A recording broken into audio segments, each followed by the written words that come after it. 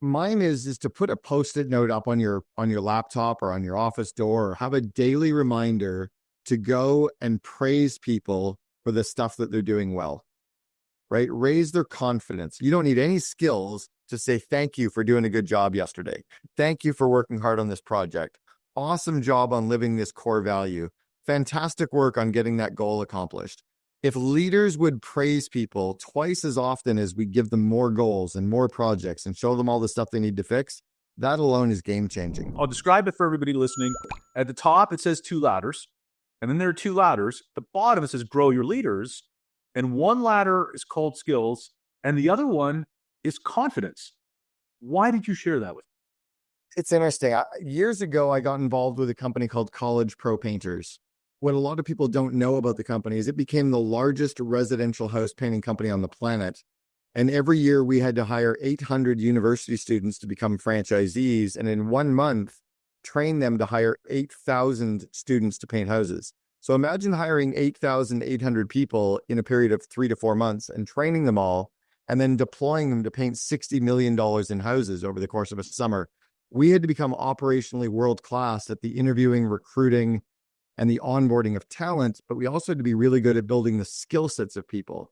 And what I was trained in very early on was it's skills and confidence that will actually grow those people. So I started to then visualize, because it was a house painting company, as if you were climbing up 2 very long ladders beside each other. You ever climbed out like a 24-foot or a 32 or a 40-foot ladder? You get halfway up and it starts to sway a little bit and you're like, whoa, this is a little bit.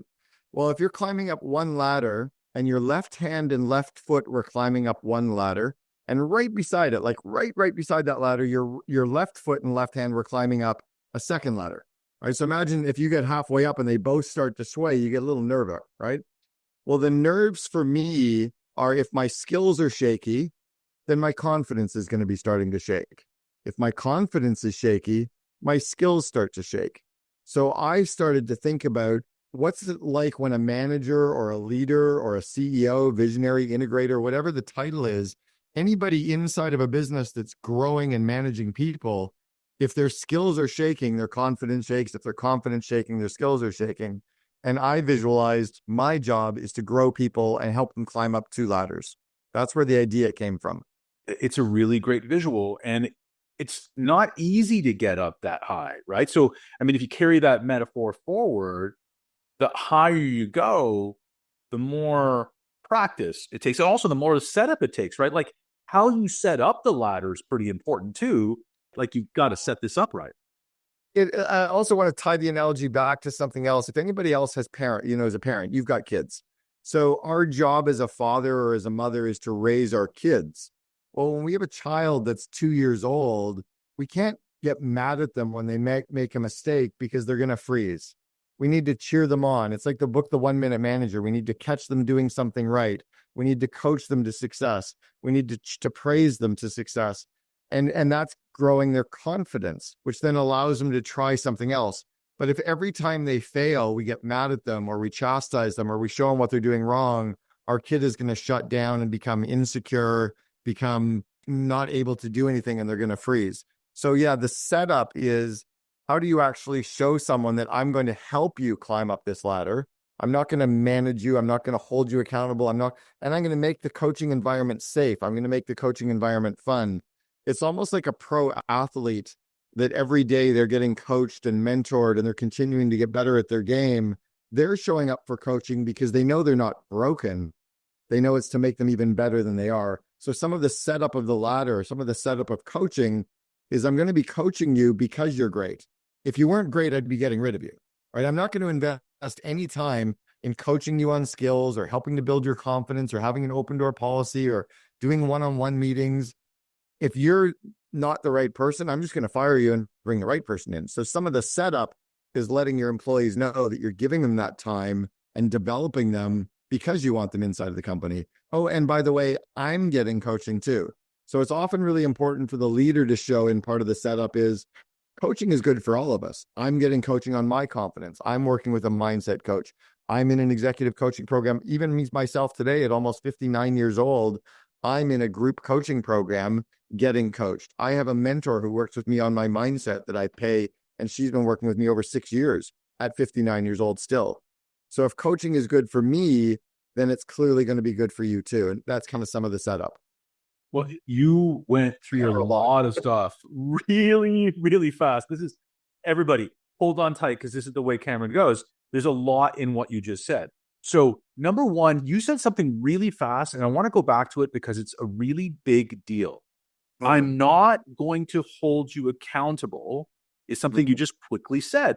Now, hold on, because a lot of people say, oh, no, that's not leadership. Leadership is holding people accountable and being hard on those things and being tough on the smart goals and being tough on the time. You're saying something a little different than that. Correct. So what I do, and this is interesting, back in 2003, so 21 years ago, Fortune magazine came out to Vancouver to interview myself and Brian Scudamore, who were building 1-800-GOT-JUNK. I was the COO. And Fortune magazine, actually it was Fortune Small Business. Justin Martin was the author or the writer. Justin said, how do you hold your employees accountable? And I said, I don't. I hire accountable people. And he was like, whoa. And it was just something that kind of dawned on me in the moment that it's easier to not have to manage someone. It's easier to hire a self-managing person. And it's kind of like Herb Kelleher from Southwest Airlines. They asked the founder of Southwest, how do you get all your employees to be so happy? He said, we hire happy people, right? Govind, you've always been happy. You've always had a smile. You've always had a good laugh. You've always been friendly. I don't have to teach you to be happy and friendly. That's your normal disposition. So if I want to have someone who's accountable, hire someone who's been accountable already in life. Hire someone who sets goals on their own in their personal life, who is tenacious in their personal life, who seeks out personal growth on their own, who wants to go and find a coach to help them get better. Then you're not having to manage them day to day. You can flip the org chart upside down so that the CEO is at the bottom supporting the VPs, who are supporting the managers, who are supporting the employees, who are supporting the customers, almost like an inverted pyramid. And then I don't have to manage you. I just need to give you more skills and give you more confidence and get the heck out of your way. So that's kind of what I meant by that. I don't hold people accountable. And you're also saying that you're guiding. So the guide rails are there of this is what we believe. This is how we're going to do things. This is our vision. This is who we are. You remind them of who they really are, because what happens with pressure and noise is people, they can cover it up a little bit sometimes, right? They try, there's this fake it till you make it thing. And we want to get past that. That's not where we learn, right? Right. So the key is if you notice, and Gen Y and Gen Z are very good at the fake it till you make it. They're very good at showing the confidence, but they don't necessarily always have the skills. So our job as to leaders to kind of let them know that it's okay to say, I suck at this. I actually want you to have the confidence to say, I'm not good at this. I don't know what I'm doing. I want to do it. I'd like to figure it out. I need your help. And that's actually a strength. And if you can show the team that that is a strength, so that's sometimes where I, as a leader, get vulnerable. And I'll say, you know what? I suck at this. I'm outsourcing. Or I suck at this. I'm getting a mentor. What do you suck at?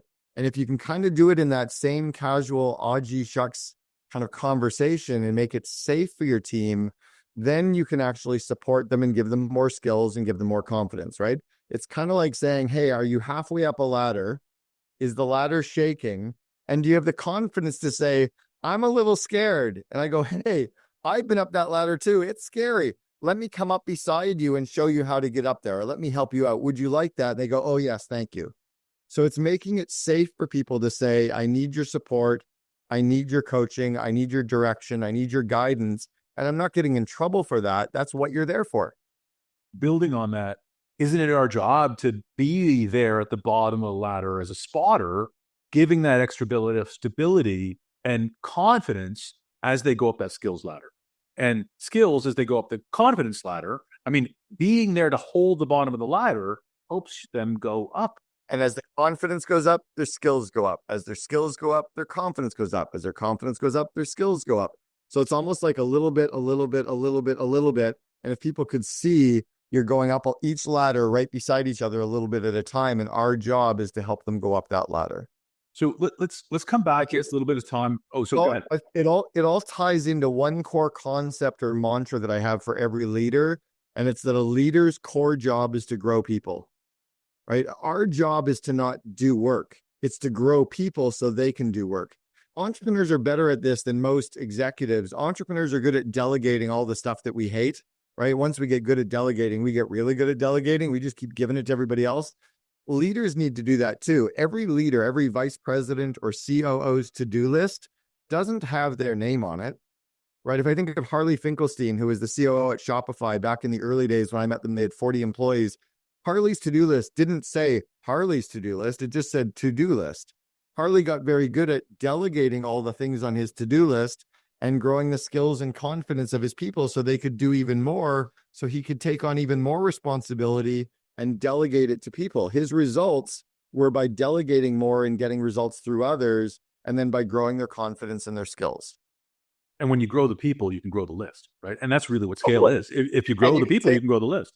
Then you can buy another company, you can set bigger goals, you can scale the company to 100 million because you're constantly not trying to do the work, you're trying to get the work done by others. College pro painters and student painters were only good because we had a vision, we had core values, and we knew that if we grew people's skills and confidence, they could paint $60 million in houses.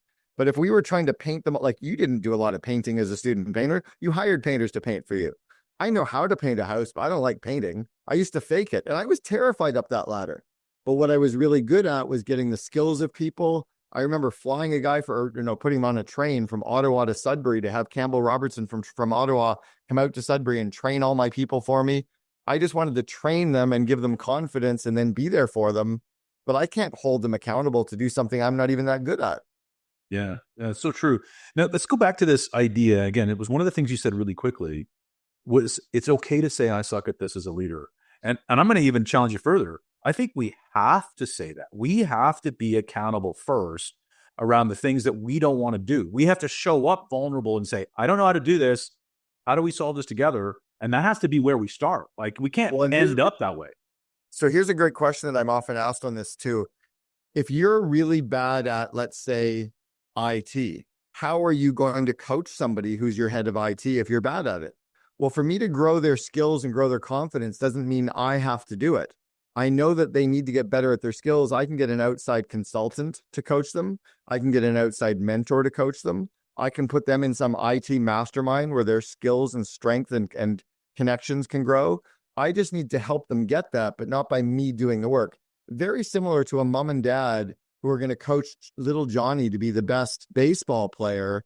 They're not necessarily going to coach Johnny in baseball. They might teach him the very basics, but they're going to put him on a baseball team so that he gets coaching in baseball. So my job is to make sure that my team grow their skills and confidence, but not always me doing the work to teach them either. Sometimes it's putting them in the right rooms, giving them the right resources, but it's always there to grow their skills and grow their confidence. And that's where the results come from. And that's because our responsibility is to grow people, right? Right. So I can say I'm bad at this and I'm going to help you get better, even though I'm bad at it. I'm going to help you get better by finding you a mentor, by finding you a group. It's kind of like an entrepreneur today who puts their COO into the COO Alliance, or who signs up their people for the Invest in Your Leaders course. Maybe I'm not good at teaching situational leadership and problem solving and project management and conflict management, but I know this course, Invest in Your Leaders, will be really good. You get in that course, I'll pay for it. Your skills will grow, your confidence will grow.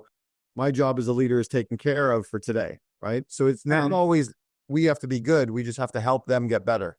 And places like COO Alliance and others like that. And when we put people like the IT people with other high level IT people, that's not normal. And like, let's also say a lot of leaders are afraid of putting their COO or their head or director, lead developer in these masterminds because they're afraid they're going to lose them.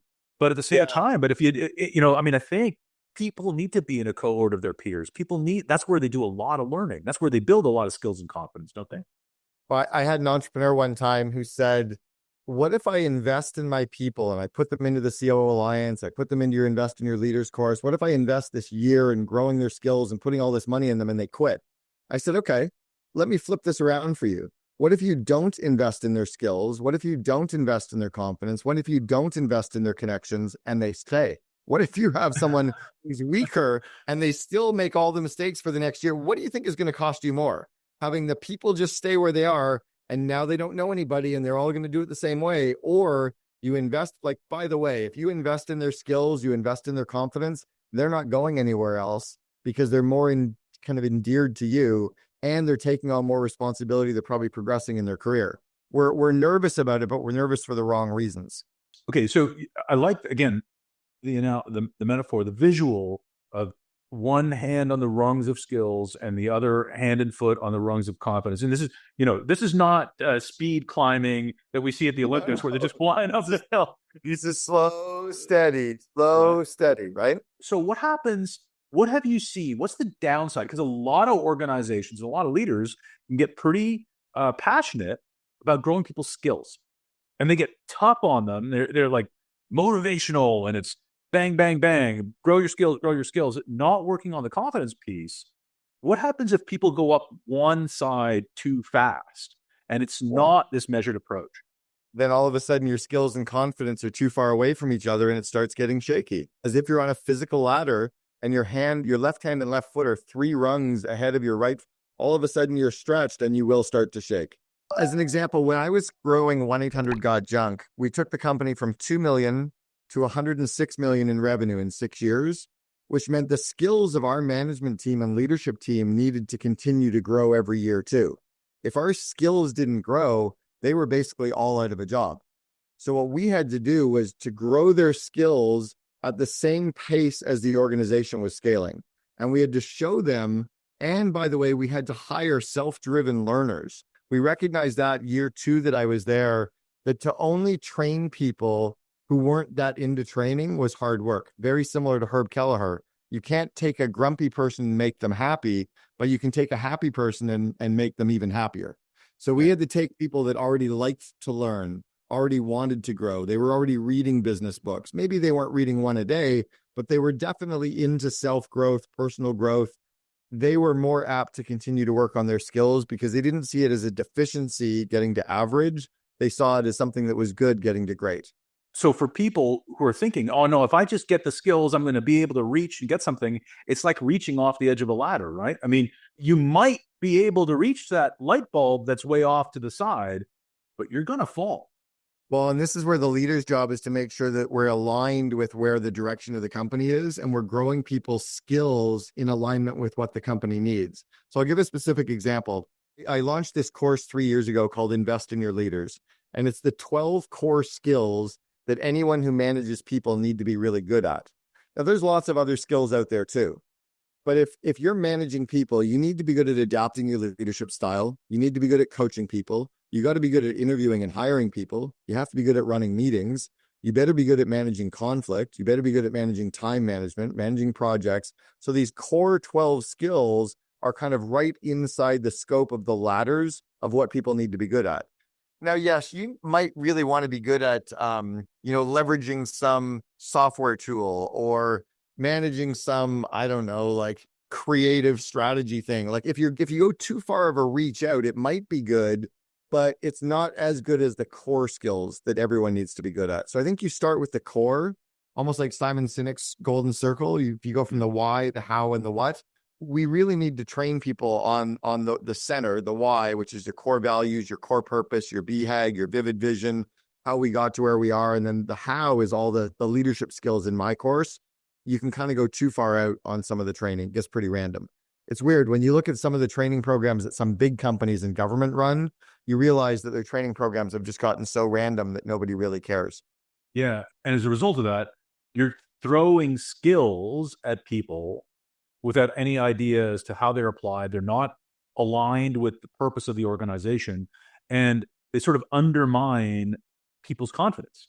Oh, totally will, because then they're spending time on stuff that they know intuitively they shouldn't be spending time on, and they're not sure why they're doing it. So that starts to get a little frustrating for them, right? Why am I even spending time on this kind of stuff?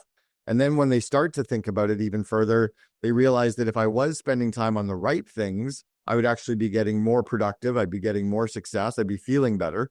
So our job as a leader is to make sure that our people are aligned, right? Are they working in the right direction? Do they have any skill development they need? And then can we give them any kind of a confidence boost? So it's direction, development, and support. Let's talk about it for the average person out there. Let's say a small business, they've got 20 to 50 employees, or maybe 20 to 100 employees, might be a bigger swath. And they're trying to figure out where to get started on this, right? Because I think a lot of people struggle at that size organization as to, okay, who do I pick and where do I get started? What's a small action item that they could take? Mine is to put a post-it note up on your laptop or on your office door, or have a daily reminder to go and praise people for the stuff that they're doing well, right? Raise their confidence. You don't need any skills to say thank you for doing a good job yesterday. Thank you for working hard on this project. Awesome job on living this core value. Fantastic work on getting that goal accomplished. If leaders would praise people twice as often as we give them more goals and more projects and show them all the stuff they need to fix, that alone is game changing. It's almost like if we're married, if we like, you don't tell your spouse once a quarter that you love them. You tell them constantly that you love them. And it's because you're telling constantly that you're loving them and you're showing them you love them in little acts of service, showing them you love them, and they're feeling all that love, that you can have a big blow up fight and it doesn't destroy the marriage, because you've built that foundation of trust. So inside of a company, whether it's a 10-person company, a 100-person company, or even a 500,000-person company, saying thank you, showing gratitude, praising for success, praising on core values is huge. I remember about 15 years ago, my mentor, who was being groomed as the COO at Starbucks, was telling me about Howard Bihar, who was the current CEO at Starbucks. Howard would spend 2 hours every single Friday handwriting thank you notes to employees and stores at Starbucks. So just focusing on catching people doing something right is game changing for every company out there and requires no skill. You don't need any skill as an entrepreneur to do that. That's a really amazing place to start. And I remember we were talking, and it's amazing that we've come to this point in this conversation as well. But we were talking offline about John Ruhlin. He suddenly passed away, but one of the great gifts he gave the world was the value of appreciating people. And his paper napkin to us was, what you appreciate appreciates. So when you appreciate people, you automatically raise them up. You remind them a little bit of who they really are. And that was his message. I went back and listened to that following the sad news. And it lifted me up just to hear that message, because it's so powerful, right? I love that you said that one of John's gifts, considering his company was called Giftology and his best-selling book is called Giftology. Jason Gaynard, a mutual friend of ours, sent a video out a few days ago that really helped me through some of how hard this has been in losing John recently, like 6 days or 8 days ago. And it was that John is a gift to all of us. He is. He remains a gift in the present tense. And it doesn't take any effort as a human being to say thank you or great job or you're doing an amazing thing or this is awesome. Like, praise people. And it's right out of the book, The 1 Minute Manager by Ken Hersey and Paul Blanchard, or Dr. Paul Blanchard. And this was 40 years ago. They write The 1 Minute Manager. To this day, probably one of the best business books ever written. That catching people doing something right is such an easy idea. So when you start with confidence, so the idea is small organizations, doesn't cost you anything. Think about whatever KPI you have on your Post-it note, have on your computer, something about appreciation, and making sure that you increase the amount of appreciation that you're giving your people for doing the right things, right? Well, and not just for small companies. I mean, if you're the vice president in a 10,000 person company, start saying thank you more, start praising people more, start showing appreciation more, start celebrating the core values more. You will get way more results out of any of your direct reports if you're a 10,000 person company than if you're trying to hold them accountable. It's crazy town. If you start with confidence first, right? And that's what you're saying. Start with confidence first. Well, it's the easiest. Yeah, it's easiest because it doesn't require any skills. Does it also improve your credibility with which when you come to them with skills? Yeah, I think it'll increase your relationship and trust, and the fact that they'll believe in you more because they like you. I'm not sure it'll change your credibility yet, but they'll be more open and up to it because they feel safe, right? They're going to feel safe in anything you tell them because they know that you appreciate them and you like them. So there's something called the shit sandwich, right? Which is like, you got to put the crappy stuff they have to improve on in between two slices of praise, right? The way that people do it wrong, let's say that I'm showing up to an employee and I need to show him some of his work isn't written properly, bad copywriting, and it's common mistakes he's always making. You don't show up and say, hey, good job this morning with the email that you sent out, but I need to talk to you about all the stuff you're doing wrong on this stuff. But hey, good job on the website. They feel that's too scripted. The sandwich can happen where you give them all the praise in the morning, you give them more praise at lunch, maybe you give them something to work on in the afternoon and you hit them pretty hard with how bad it was. And then maybe tomorrow you heavy up again on how amazing they're doing at some other stuff. Don't do it in the same 5-minute meeting, but be cognizant to be praising people twice as often as we're giving them more goals and more projects and more criticism. When I'm coaching somebody on skills, I make sure that this is how I coach someone around skills. I'll start off by saying, tell me 3 things you're doing really well in this specific area right now. And I listen. That makes them feel safe and makes them feel good. And then I say, okay, tell me 3 things you can do better, right? Not that you suck at, not that you're a bad human, just 3 things you can do better on this specific skill area. And they'll tell me. And then I'll say, okay, let me tell you some stuff. Here's 3 things that I think you're doing well, right? So again, it creates that safe environment. They've already told me some stuff. So I start with them, start with good, go with constructive criticism. I give them the good, I give them the constructive criticism. And then I just say, I love that you're actually growing like this. Tell me whatever you need to help you grow. I think we got this, right? You kind of send them off and make them feel good. That's a really simple approach. But that, again, was right out of the book, The 1 Minute Manager from 40 years ago. Yeah. And one of the things that I think that's really important is the narrative is when the boss or when the leader comes to speak to the team, it's not usually because you're great and you're awesome and I believe in you. It's you screwed up. This is what went wrong. You cost the organization time, energy, and resources. And here I'm holding you accountable for it, or I'm pissed off about it. So changing that dynamic. But now their confidence ladder is shaking, right? All you've done is into a room and you got their confidence ladder shaking, and then you expect them to do well? No, they're going to be shaking on that ladder for the rest of the day. That didn't do any good. And if you make that the default, if that's how you show up all the time, it doesn't matter what you're saying. They're shaking anyway because they know the shake's going to come. They watch you walk in the room and they're nervous, right? So you have to reinforce that you're there because they're great. It's really because you're great. And that's why I flip the org chart upside down, is I'm there to support them and grow them and give them confidence and skills and connections. The other thing I learned this from Michael Gerber in the E-Myth was that people don't fail, systems fail. So what happens if something goes wrong, which gives us a coachable moment, I go in and I say, what system was missing or what system was broken? Not what did you do wrong here, which gets them shaking. What system was broken? They go, oh, I think this was broken. Cool. Do you know how to fix it? Not really. Do you want some help? That would be amazing. So they feel safe because you're not blaming a person, and you're then there to support them to fix the system or put a system in place and give them the confidence. And sometimes the system is an interviewing system or a hiring system or a coaching system, whatever it is. But that's where the leaders can really get results, is because we're showing up and creating a safe environment, creating a confidence environment, and then always working on growing people's skills. I believe people work for people, not companies.